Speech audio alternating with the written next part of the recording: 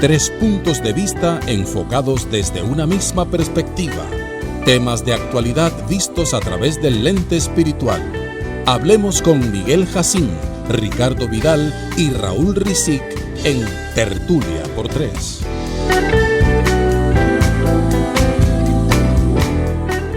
Buenos días, amados hermanos y amigos que nos escuchan.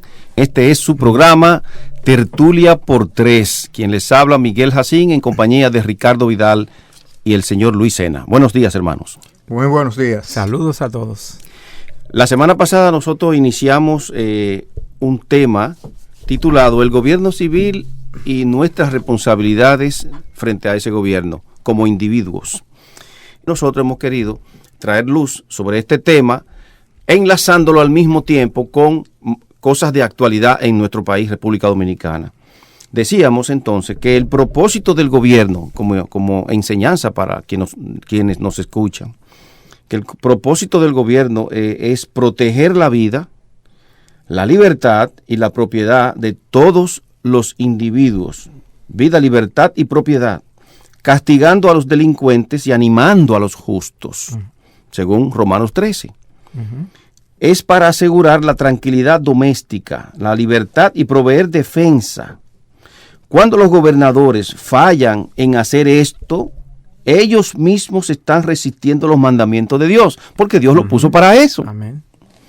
Y entonces son autoridades que se constituyen en autoridades ilegítimas y deben ser resistidas y reemplazadas utilizando los mecanismos que Dios nos ha concedido como nación en una república democrática. Nosotros queremos entonces ahora ir acercándonos poco a poco, y es la idea, a cuáles son los diferentes tipos de gobierno que han existido y que existen, y cuál es la diferencia y cuál es el mejor. Porque ya Dios legisló en su palabra sobre eso. Y nosotros quisiéramos ver brevemente acerca de las antiguas culturas, tanto en Asia como en África, cómo funcionaban el tipo de gobierno, cómo fue en principio el tipo de gobierno. Luis, ¿tú quieres hablar algo sobre este punto? Bueno. Me imagino que te referirás al caso de los descendientes de Noé cuando fundaron las naciones. Sí, en principio es que en la creación caída, la tendencia humana es siempre abusar el poder y concentrar el poder en los más fuertes. Así que en Génesis 10 encontramos la primera referencia que hace la Escritura a las naciones, surgiendo de los grupos familiares. Y también encontramos el surgimiento de la monarquía en las naciones paganas o reinos, en forma de gobierno civil en esas naciones.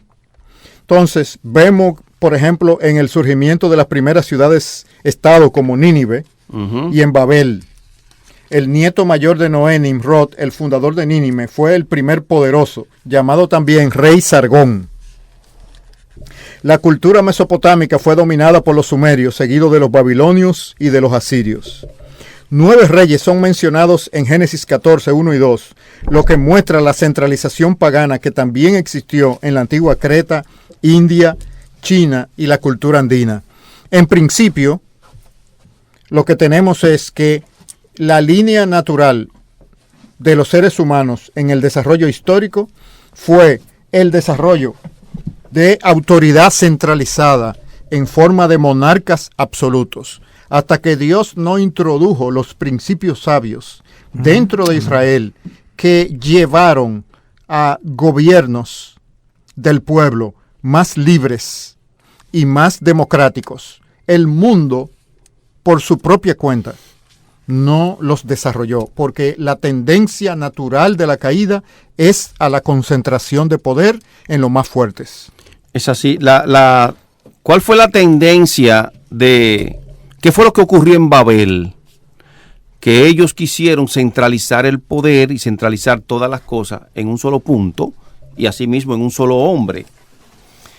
Y empezaron a construir las torres de Babel para hacerse un nombre y que ese Mesías, entre comillas, protegiera a la nación. Y a Dios no le agradó eso. salvarse por un falso Mesías que no el Mesías que Dios había designado. Lo primero que hicieron fue desobedecer el mandato de llenar la tierra. No, nosotros no la vamos a llenar, vamos a estar aquí en un punto, nos vamos a hacer una torre bien elevada que llegue al cielo, y eligieron a un rey para que los guiara. Y Dios, para prevenir un gobierno centralizado, escuchen bien, De nivel mundial. a nivel mundial, centralizado, exactamente, Dios lo que hizo fue que confundió la lengua de ellos. Y al confundirla se vieron obligados a separarse porque no se entendían. Se entendía un grupo y otro grupo no se entendía, pero se entendían entre ellos. Y ahí surgieron las lenguas.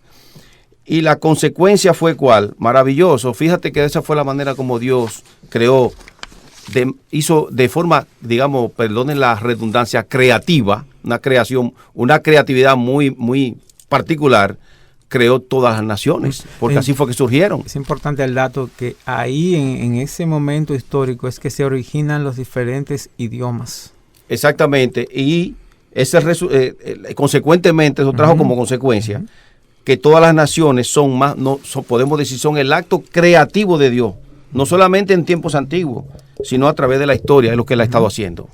Entonces, quiere decir que Dios diseñó salvar a la humanidad a través de generaciones y a través de naciones. Él dividió el mundo en naciones y culturas para salvarlas a través de naciones y culturas. Correcto. Es decir, a Dios le desagradó la idea de que los humanos por iniciativa propia tuvieran un gobierno centralizado y una concepción mesiánica de sí mismos en sus poderosos, como que ellos por ellos mismos se iban a salvar. Esa idea ya era contraria a la redención que Dios tenía planeada para los humanos. ¿Qué hizo? Los subdividió y a través de Israel y a través del Evangelio ha ido a salvar a través de las generaciones de cada lengua, pueblo y nación. Ese hombre que dominaba en Babel, ¿cómo se llamaba? Nimrod. Entonces, cuando en una nación, digamos República Dominicana, que es república democrática, uno de los tres poderes trata de intervenir en los demás poderes del Estado, digamos el ejecutivo, en el legislativo y en el judicial, como se hace en nuestra nación con mucha frecuencia, entonces en ese hombre que está tratando de hacer eso está viendo el espíritu de Nimrod, y Dios rechaza eso. Está tratando de deshacer lo que Dios ha hecho. Porque vamos a ver un poco más adelante que la división de los tres poderes no fue invención del hombre tampoco. Eso lo estableció Dios desde la antigüedad. Y se ha dado y se ha visto que ha dado resultado porque fue Dios que lo creó. Y donde se ha gobernado de una manera distinta, digamos en los países de la cortina de hierro, por ejemplo, que lo podemos tomar de ejemplo, Rusia, etcétera, naciones comunistas, no ha dado el resultado que debería dar, la prosperidad que debería haber incluso en una nación, porque han ido en contra del prototipo creado por Dios, que es el que funciona. Sí, inclusive las mismas historias de las dictaduras en América Latina que tenemos, eso es el periodo tal vez de referencia más significativo de lo dominicano, la época de Trujillo. Continuamente se está haciendo referencia a ese tiempo histórico. Fue una dictadura, fue una concentración de poder tipo la que estamos analizando aquí, que se dieron en las antiguas culturas asiáticas de Medio Oriente y de África. Sí, cuando hablan de concentración de poderes del poder ejecutivo, legislativo y judicial en manos de un grupo, en manos de una persona, ¿verdad? Sí, una persona o un grupo de personas. O un grupo de personas. Eso es lo que se hace referencia a un gobierno monárquico, ¿verdad? A una monarquía pagana que no es el diseño de Dios. Sí. La centralización del poder es una tendencia pagana, como bien ustedes dicen, y se vio también en el surgimiento de las primeras ciudades-estado, como ustedes mencionaron, como en Nínive. Eso lo vemos en Génesis, capítulo 10, versículo 11. Asimismo en Babel, como ustedes también mencionaron, en Génesis capítulo 11, versículo 1. El nieto mayor de Noé, Nimrod, el fundador de Nínive, fue el primer poderoso fue también llamado rey Sargón. La cultura mesopotámica en el 3000 a.C. fue dominada por los sumarios, seguidos de los babilonios y los asirios. Egipto en el 2200 a.C. es mencionado con sus faraones en Génesis capítulo 12, versículo 10 al 15. 9 reyes son mencionados en Génesis 14, versículo 1, 2, lo que demuestra la centralización pagana que también existió en la antigua Creta, en la India, en la China y en la cultura andina. Es decir que el hombre como ser caído, cuando se aparta del diseño de Dios, producto de su pecado, lo que hace es centralizar el poder en sus manos. Por eso vamos a ver más adelante cómo surge la división de los poderes del Estado, que es para controlar a ese hombre caído, los gobiernos civiles. De ahí que surge el gobierno civil realmente. Sí. Así es. Pues entonces, vamos ahora a seguir deslizándonos un poco más en la historia. Y ya vimos que en principio los hombres intentaron y trataron y establecieron especie de monarquía con un gobierno centralizado, a lo cual Dios desaprobó, confundió su lengua, como consecuencia se crearon las naciones. Y vamos un poco ahora más a deslizando, como dije, y vamos a ver entonces qué ocurrió en el pueblo hebreo con sus leyes civiles y bíblicas. ¿Cómo fue que llegaron ahí? Entonces nosotros sabemos que los hebreos como tales no eran una nación, Dios la creó. Como Dios creó todo, pero de manera más específica y particular, la palabra de Dios, la Biblia nos narra cómo Dios creó con detalles históricos esa ciudad específica, ese país llamado Judá, los hebreos. Y vemos que lo primero que hizo fue el Señor llamó a un hombre llamado Abraham, de Ur de los Caldeos, quien en principio era un pagano también, y Dios lo llamó y lo apartó para hacer de él una gran nación, para sacar de sus lomos una gran nación, y hizo pacto con él. Desde Génesis 11 hasta Génesis 18, 19, Dios habla con Abraham, le promete una descendencia que no se podrá contar, le promete una tierra específica, histórica y geográfica también. Y le dice, le habla de hacer un pacto con él para que en ese pacto, que está narrado en las Escrituras, todas esas leyes, él se las enseñara, y Dios dice que él sabe que se las mandará a su descendiente, porque Dios le dio la fe para eso. No era por su propia capacidad, sino porque Dios le dio la fe. Era un hombre íntegro a Dios, y Dios dice, creo que en Génesis 17, que él sabe que Abraham mandará a sus hijos a que guarden el pacto. Así es. Por eso fue que no le encubrió lo que iba a hacer con Sodoma y Gomorra. Y es ahí cuando nosotros vemos en el desarrollo, pasa el tiempo, Abraham tiene un hijo llamado Isaac, Isaac tiene a Jacob, y de Jacob salen los 12 patriarcas. Las 12 tribus de Israel. Las 12 tribus de Israel. Que entonces van a Egipto y emigran a Egipto. Exactamente. Y duran unos 430 años allá. Correcto. Que es donde la masa de esa nación se desarrolla. Y luego, en el tiempo apropiado, Dios llama a Moisés para sacar al pueblo de Egipto, juzgar a Egipto por la crueldad en el trato hacia los hebreos y formar la nación de Israel como nación política. Exacto. A partir del pacto del Sinaí.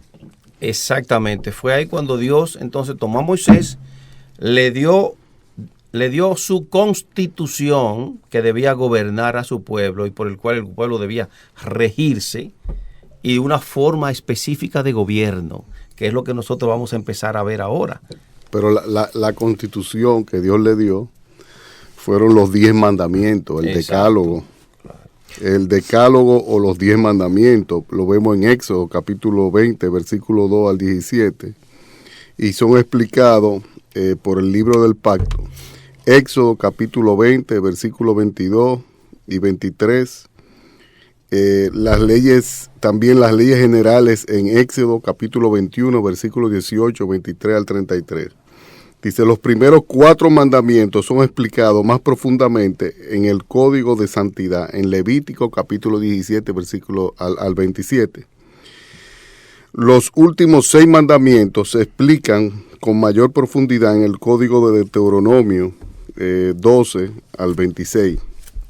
El decálogo fue proveído para la protección de 10 cosas valiosas, las cuales consecuentemente son derechos. Un derecho es una justa reclamación sobre un mandamiento expreso de Dios o de un acuerdo a su voluntad. Eso es muy interesante. Antes de que tú continúes, Raúl, está excelente eso que tú has comentado. Derecho. O sea, nosotros vamos a ver ahora que el derecho no es un invento del hombre tampoco. Uh-huh. El derecho es un deseo de Dios expresado como un mandato en su palabra. Uh-huh. Y no importa el tiempo que haya transcurrido, cuando eso se viola, se está violando un derecho. Se pueden inventar, como lo han hecho en muchos países, 20,000 subterfugios y leyes antiderecho para aprobar cosas que Dios no aprueba y establecerle entonces como un derecho, pero son ilegítimas. Uh-huh. Un caso particular, el aborto. El derecho a la vida fue establecido por Dios en su palabra y es inviolable. Y el gobierno civil está para proteger la propiedad, para dar protección, el derecho a la vida. Exactamente. Uh-huh. Y mantener el orden en la sociedad. Como mencionaba Luis hace un rato atrás, que las cosas se dañan o se complican cuando el hombre quiere apartar el diseño de Dios e imponer el suyo propio.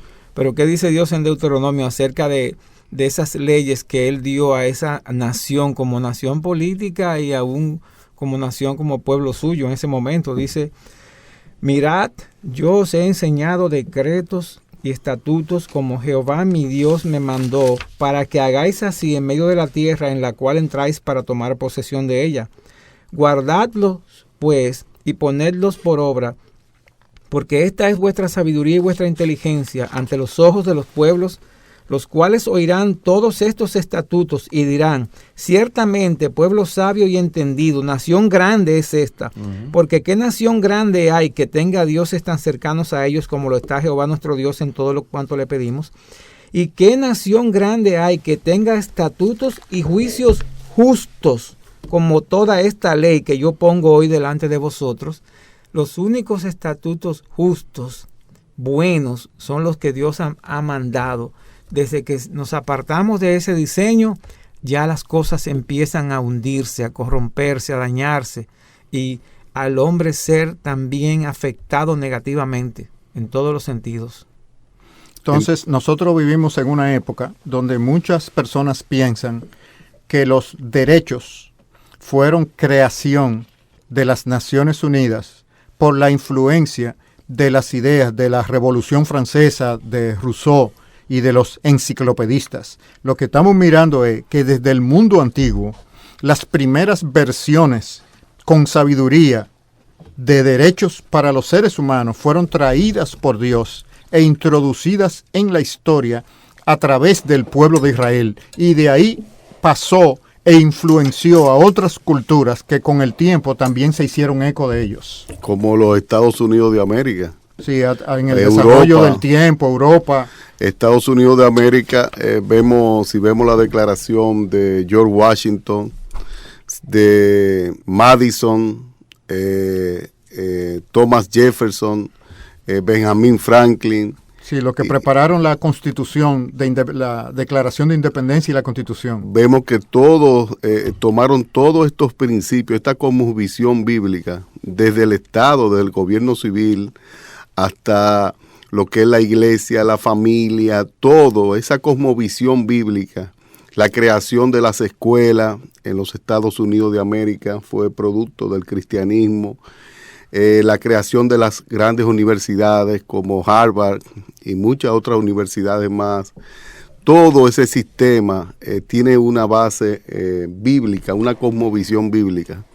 Y lamentablemente que ahora una minoría en los últimos tiempos ha ido permeando y ha querido ir apartando a esa nación que tenía su base cristiana, la ha ido apartando y llevando al paganismo, a una confusión moral y esa confusión moral ha traspasado su frontera y ha querido permear las culturas del mundo, un paganismo, una confusión moral donde a lo malo le llaman bueno y a lo bueno malo, donde a la luz le llaman tiniebla y a las tinieblas luz, donde a lo dulce le llaman amargo y a lo amargo dulce, donde quieren redefinir la familia, quieren redefinir todo, poniéndose en el lugar de Dios. Una locura, porque eso llevará a la nación americana y a toda nación que adopte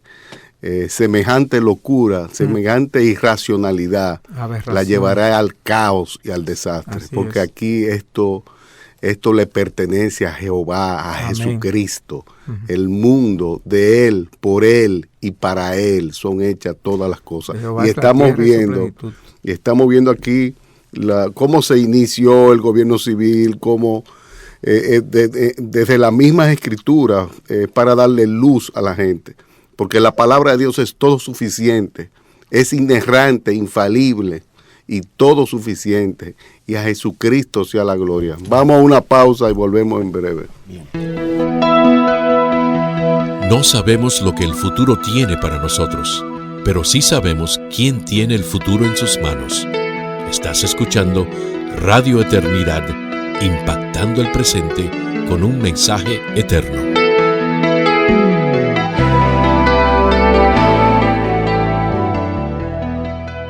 A los que aman a Dios, aún las peores cosas son para su bien, pero a los que no le aman, aún las mejores son para su mal. Estás escuchando Radio Eternidad.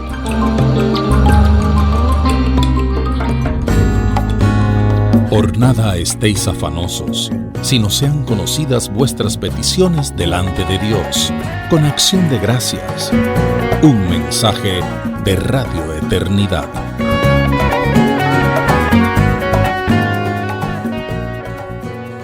Usted está escuchando Tertulia por Tres, gracias a Leche Milex, la de los que saben de leche. Nuevamente en el aire en su programa Tertulia por Tres, tratando el tema del gobierno civil y las responsabilidades de cada uno de nosotros frente al gobierno civil, responsabilidades que Dios nos ha dado y ha dejado establecida en su palabra. Como vemos, los mandamientos de Dios fue la base.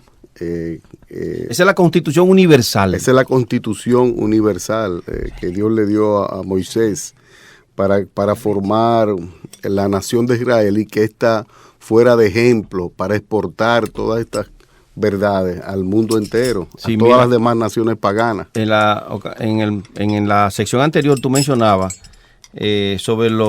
tú decías que los primeros cuatro mandamientos del decálogo, de los 10 mandamientos, los primeros 4, sí, son explicados más profundamente en lo que se ha llamado el Código de Santidad, que está desde Levítico 17 hasta Levítico 27. Lo decimos para que si alguno de ustedes se inquieta, váyase a eso, al libro de Levítico desde el 17 hasta el 27. Usted va a ver claramente ahí todo el Código de Santidad detallado por Dios. Sí. Los primeros 4 mandamientos con todas sus ramificaciones. El primer mandamiento es: no tendrás dioses ajenos delante de mí. Si podemos ver los mandamientos, de los 10 mandamientos, 8 están en forma negativa. Sí. Y 2 en forma positiva. Correcto. Los 4 primeros mandamientos son inherentes a Dios, inherentes a la santidad de Dios. Si no tendrás dioses ajenos delante de mí. ¿Por qué Dios dice no tendrás dioses ajenos delante de mí?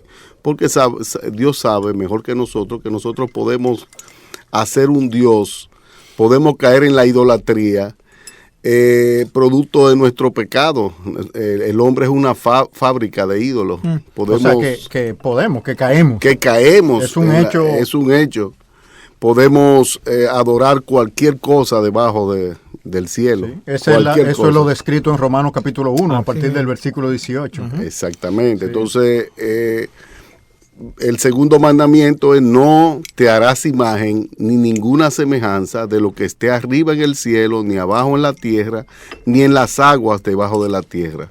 No te inclinarás a ella, ni la honrarás, porque yo soy Jehová tu Dios, fuerte y celoso, que visito la maldad de los hijos de los hombres, hasta la tercera y cuarta generación La de maldad los de que los me padres sobre los aborrecen. hijos, sí, hasta la tercera y Y cuarta. hago misericordia a millares, a los que me aman y guardan mis mandamientos. Amén. Entonces ahí está, Dios se refiere a la religión correcta, de que no se debe de adorar imágenes, que el hombre no solamente tiene que tener cuidado de adorar cualquier cosa creada que no sea el Dios verdadero, sino que no podemos adorar imágenes, porque una persona cuando comienza a adorar imágenes, lo que hace es que quiere canalizar el poder del Dios creador de los cielos y la tierra a través de una cosa que un ser humano hizo, un ser humano caído hizo. Bueno, pero Y eso esa es imagen una locura. esa imagen puede ser un humano.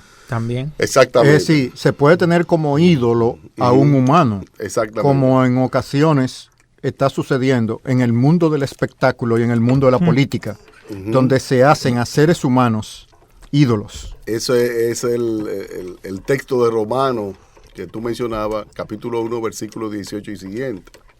Entonces, También Dios quiere que apartemos un día para Él, para nuestro bien. Dice, no tomarás el nombre del Señor en vano. No debemos de tomar el nombre de Dios en vano. Santificarás el día del Señor, ¿verdad? Apartar un día para nuestro bien. Dios no quiere aguarnos la fiesta como algunos. Dios quiere hacernos bien. Sus mandamientos no son gravosos. Dice que el día de reposo fue hecho por causa del hombre, para beneficio del hombre, para bendición del hombre, para provecho del hombre. Dios no necesita eso, es el hombre. Igualmente, el quinto mandamiento, honra a tu padre y a tu madre. Dice que es el primer mandamiento con promesa para que te vaya bien y sea de larga vida sobre la tierra. Deshonrar a los padres es cuando no se escucha a los padres, cuando somos irrespetuosos, no le obedecemos, no respetamos, no se le enseña en el hogar al niño. No ponemos atención a sus consejos. A sus consejos. Cuando no se le enseña al niño a honrar a sus padres, cuando sale a la sociedad no va a obedecer a nadie, ni va a respetar ningún tipo de autoridad.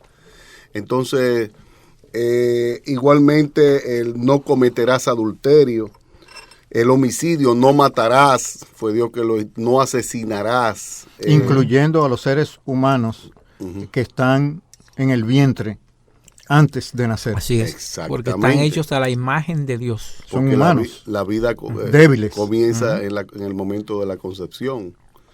Eso lo vemos en la Escritura. Igualmente, el robo, no robarás. ¿Qué queda implícito ahí? El respeto a la propiedad privada. aquí, aquí le quitan el no donde va no y le ponen sí, y el sí donde va sí y le ponen no. Y así Le borran el podemos no, ver, no robarás. Sí. podemos ver todos los mandamientos.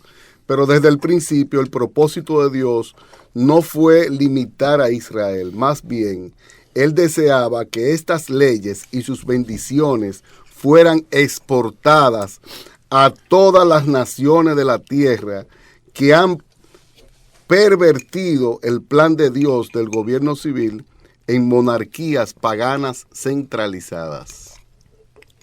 Y dictaduras de facto o indirectas a través de centralización de poderes. Porque la centralización del poder, de uno de los poderes del Estado, es el equivalente a una monarquía informal. Sí, hay que tener mucho cuidado porque cuando hay partidos que van centralizando todos los poderes del Estado, eso no es el diseño de Dios, eso es parte de un diseño pagano y hay que estar muy cuidadoso con esto porque el hombre en su pecado, como hemos visto, necesita controles y por eso Dios establece controles. Por ejemplo, Dios estableció en Israel 7 elementos cruciales para el libre gobierno. Primero, una legislatura bicameral nacional donde una Cámara Legislativa estuviera compuesta de jueces electos o funcionarios seleccionados sobre la base de la población, no sobre grupos tribales.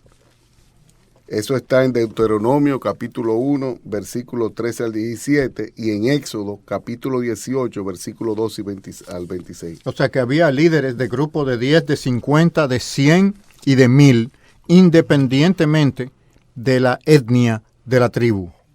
O sea que en base a la cantidad de población, no a quienes la componían. Entonces vemos aquí que se estableció una legislatura bicameral nacional. En segundo lugar, una segunda Cámara Legislativa estaba compuesta por 2 ancianos de cada una de las 12 tribus o áreas geográficas, cuya posición era hereditaria. Éxodo capítulo 24, versículo 1, y en Números capítulo 11, versículo 16 al 17. Además de los 24 sacerdotes de la tribu de Leví, más 2 escribas, abogados de cada una de las 12 tribus. Este cuerpo no electo totalizaba 70 hombres y se conoció como el Sanedrín. Ese es el origen del Sanedrín que vemos en la época del Señor Jesucristo, tan conocido, pero que no, usualmente los creyentes no exploramos cuál es su origen. ¿Podrían explicar un poco más ustedes sobre eso? Luis. Bueno, hemos descrito básicamente el Sanedrín es, como lo describió Raúl, una segunda cámara legislativa con esa composición descrita ahí y cuyas funciones era este cuerpo no electo, o sea que estaba compuesto el gobierno de Israel entre personas electas y personas con cargos hereditarios, una mezcla. Y este segundo grupo, estos 70 hombres no electos, eran diseñados por Dios a través de las generaciones y las etnias de las tribus, que estaban balanceados con el grupo de personas electas, los líderes de 10, 50, de 100 y de 1000. Entonces vemos ahí una mezcla. No es que Dios creó una aristocracia, sino creó una mezcla entre cargos que eran permanentes, procedentes de las tribus y personas electas en función del número de la población. Entonces ya vemos cómo Dios siempre balancea las estructuras humanas para prevenir que la caída, que es la tendencia natural de los humanos, abuse del poder. Es decir, no fue una monarquía hereditaria, sino un balance de la población con un grupo de cargos que eran, vamos a decir, hereditarios. Entonces, el Sanedrín tenía responsabilidades no solamente religiosas de preservación de la ley y del pacto, sino también civiles en cuanto a las leyes civiles y ceremoniales del pueblo. Y todo esto para evitar que el hombre caído, el hombre que es pecador, centralice el poder en pocas manos o en una mano. Por esto vemos todos estos controles, todos estos elementos cruciales para el libre gobierno, muy parecido a lo que tenemos hoy día, ¿verdad? Porque todo tiene una base bíblica, una explicación bíblica.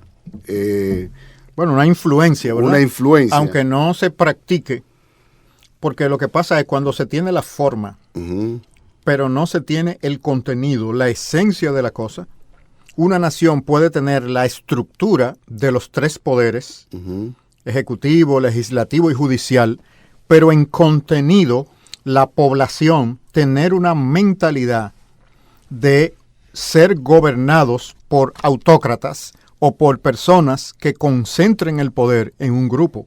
Entonces, aunque una sociedad tenga la forma de una democracia, exacto, si el pueblo no tiene la capacidad y la responsabilidad de preservar su democracia, entonces el mismo pueblo puede estar llamando por su cosmovisión y su estructura mental a ser gobernado por concentración de poder. No es solamente que los políticos o los líderes se inclinen a la concentración de poder.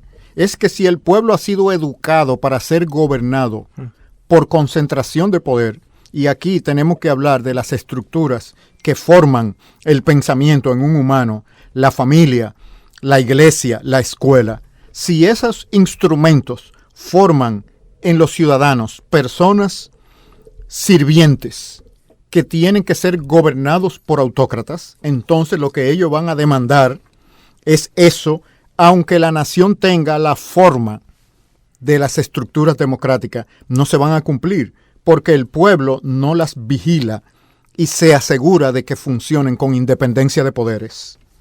Exacto. Pero al final el pueblo es el que manda, Luis. Bueno, tiene el título de propiedad, tiene el título. Debería de ser Debería de ser, exactamente. Debería de ser Eso así. es lo que corresponde. Pero tal vez en la mente del pueblo no se le ha enseñado. Entonces la pregunta es, ¿por qué los maestros del pueblo no han enseñado eso? Esa es la gran pregunta. O sea, estamos hablando de las familias, de las iglesias, de las escuelas. Ujú. Entonces, por eso ahí entra el tema de la educación pública. Los puritanos y los cristianos desde el siglo XVI entendían que la educación no debía estar en mano pública. ¿Por qué no debía estar en mano pública? Porque si una sociedad tiene una estructura de gobierno centralizado, tenderá a crear a través de la educación pública el ciudadano que corresponde a ese sistema de gobierno. No educará a los ciudadanos para que sean libres y pidan cuenta a los gobernantes, sino que educará un tipo de ciudadano que se adapte al sistema de gobierno que la élite de esa nación quiere. Por eso los puritanos veían que era importante que la educación estuviera en mano privada para que el pueblo pudiera proteger sus libertades. Fíjense la conexión que ellos hacían entre la educación y el poder político. Es decir, ¿dónde se previene que no haya centralización de poder? En la educación. Si tú quieres centralización de poder, tú le echas mano a la educación y formas un tipo de ciudadano que demande, porque eso es lo que conoce y eso es lo que concibe, un tipo de gobierno centralizado, aunque sea dentro de la forma de la división de poderes. Correcto. Yo leí en estos días algo que decían, una frase famosa de los jesuitas. Ellos decían, o dicen, dame a un niño solo hasta los 6 años y yo te lo devuelvo y más nunca se apartará de la iglesia. Es decir, lo que estamos diciendo es que ellos tienen un sistema de enseñanza que van a aprovechar ese desarrollo cerebral del niño desde que está en el vientre hasta los 6 años, que la neurociencia ha demostrado que es donde se forma y se desarrolla el carácter completo de un niño. De ahí para adelante lo que hay es un desarrollo de una programación que se hizo en ese cerebro, donde el 95% de las cosas que él haga estarán archivadas en su subconsciente y solamente un 5% trabajará con el consciente, que es lo que se llama la mente creativa. Entonces lo que estamos diciendo es que cuando el sistema de educación de una nación está en manos del Estado, él se va a encargar de introducir en el cerebro de esos muchachos desde 1 año hasta 6 años y más adelante si es posible, todo lo que quiere, el tipo de ciudadano que él quiere que sea, un borrego, que no pida cuentas a las autoridades establecidas para entonces poder perpetuar su sistema de gobierno. Sí, Pero fíjate esto, dice que aquí en este libro dice, en el libro Liberando las Naciones, en la página 113, dice, los niños judíos eran enseñados en el hogar hasta la edad de 8 años. Entonces, algunos de ellos, como complemento al entrenamiento en el hogar, eran tutoreados por los levitas y sacerdotes hasta aproximadamente 13 años. Eso lo vemos en Gálatas capítulo 4 y en Segunda de Crónicas capítulo 17 versículos 7 y 9. Y ese fue el sistema que adoptó los Estados Unidos de América. Y ahí fue que crearon las escuelas se crearon las escuelas en Massachusetts, en Boston, y después iban al colegio de Harvard los niños cuando ya estaban en entraban a la universidad. Cuando entraban a la universidad. Dice, porque en las primeras aldeas norteamericanas, la escuela era el salón de adoración de la iglesia y el pastor era el primer maestro del pueblo. Y cuando la aldea crecía, entonces buscaban personas especializadas para que fueran maestros, porque ya el ministro no daba abasto. O sea que vemos la correlación entre las ideas que vienen de la palabra de Dios introducida en el sistema de educación de esas primeras generaciones. Fíjate, entonces dice que en el pueblo de Israel los niños judíos eran enseñados en el hogar hasta la edad de 8 años. Entonces, algunos de ellos, como complemento al entrenamiento en el hogar, eran tutoreados por levitas y sacerdotes hasta aproximadamente los 13 años. Eran enseñados a leer a la edad de 5 años. Los niños paganos solo recibían educación si eran de la realeza o de la élite, y usualmente ocurría fuera del hogar por parte del Estado. Eso es la comparación entre la los paganos Israel y el pueblo de Israel y las naciones paganas. Con razón, el pueblo de Israel siempre se ha destacado por sus niveles de sabiduría en todas las disciplinas humanas. Eso viene desde la misma raíz del sistema educativo hebreo que fue puesto ahí por Dios directamente. Es decir, la sabiduría de Dios fue puesta en el sistema educativo para la nación de Israel. Dice, sin embargo, aunque es tan grande su influencia ejercitada de esta manera, esta escapa de la observación en tal forma que la historia raramente la toma en cuenta. Las madres de una nación civilizada trabajan no con materiales frágiles y perecederos, sino con la mente inmortal, Amén, moldeando y formando seres que existirán eternamente. Ellas trabajan no sobre telas que perecen o sobre el mármol que se desintegrará con el polvo, sino sobre la mente, la cual permanece para siempre y que llevará para bien o para mal durante su existencia la impresión de la mano de una madre que en una república libre la madre ejerce su sagrado derecho y cumple su destino. Es eso decir, ya la importancia sobre la familia y la educación a nivel de la familia. qué contraste eso que tú estás leyendo con lo que vivimos hoy en día, cómo se anima, se estimula, se promueve el que las mamás salgan del hogar y dejen a los niños en otras manos. Porque mira lo que tú leíste, esas madres no están trabajando con tela o con materiales perecederos, sino con el alma eterna de sus hijos.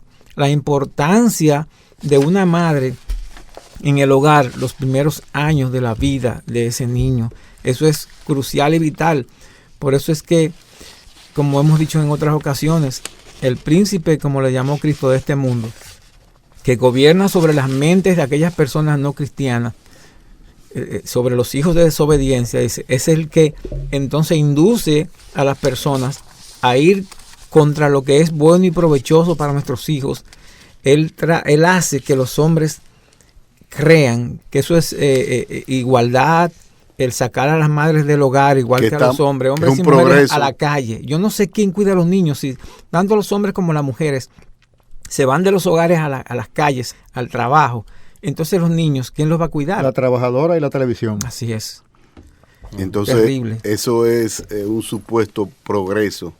Y desde Entonces, que salieron las madres de los hogares, sí, desde que sacaron las madres de los hogares hace varias décadas, ya hoy en día estamos pagando la consecuencia. Estamos quedándonos como de la familia, por ende como nación, como país, y el desastre que hay en el porque mundo. la idea era debilitar la familia nuclear así mismo, para poder crear una influencia externa a través de los medios masivos de comunicación que reprodujera la agenda de los poderosos.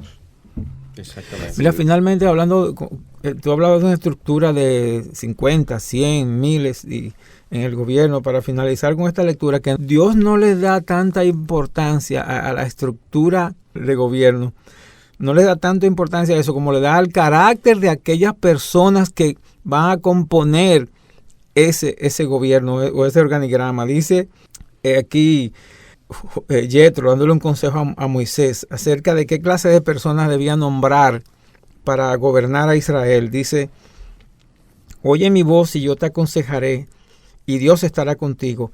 Está tú por el pueblo delante de Dios, y somete tú los asuntos a Dios, y enseña a ellos las ordenanzas y las leyes, y muéstrales el camino por donde deben andar y lo que han de hacer.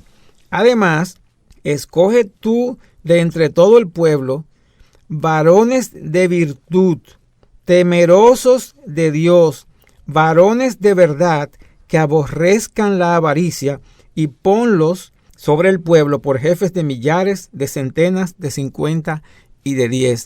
Dios le interesa más el carácter de las personas que conforman el gobierno que las estructuras mismas. ¿Por qué? Porque del carácter de esas personas es que va a depender lo demás. Así es. Hemos llegado al final de nuestro programa, Tertulia por 3. Será hasta la próxima semana. Dios sea con cada uno de ustedes a lo largo de toda esta semana. Muy bien. Este programa fue patrocinado por Leche Milex, la de los que saben de leche.